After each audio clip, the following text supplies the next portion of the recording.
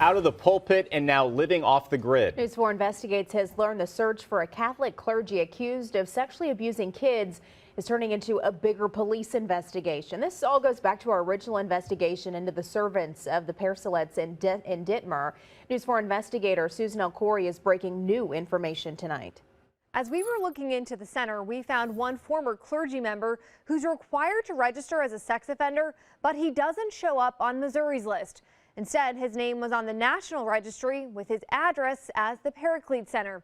If you're wondering how that can happen, so did we. So we brought it to the attention of the Jefferson County Sheriff's Office and just found out that they don't know where this man is living and they believe he's dodging registering as a sex offender. The man we're talking about is Robert Broyette. He's accused in civil lawsuits of abusing dozens of kids while he taught at Catholic schools across the country. Some of those cases led to settlements where the church paid out millions of dollars. Broyette's conviction was in Illinois for child pornography. That's why he's now required to register as a sex offender. Here's what the sheriff's office tells us they learned. They say Broyette moved out of the Paraclete Center in the early 2000s and then moved into an apartment in Fenton County. The sheriff's office says during that time, Broyette was registered as a sex offender in Missouri. His name drops off the list, though, in 2017.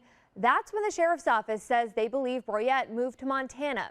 He's not registered as a sex offender there, and the sheriff's office tells me they have informed Montana police who are trying to track him down. We talked to several people who claim they were abused by Catholic clergy, as well as advocates who work with abuse survivors. They say this points out their concerns about the Paraclete Center, since many of the former clergy living there often aren't required to register as a sex offender because they were never prosecuted, despite the Catholic Church admitting they found credible allegations of abuse against them. You know, it's a ticking time bomb.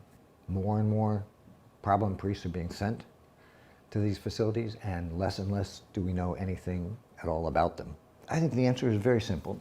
If you claim to be supervising them, then at an absolute bare minimum, be honest about who they are and why they're there.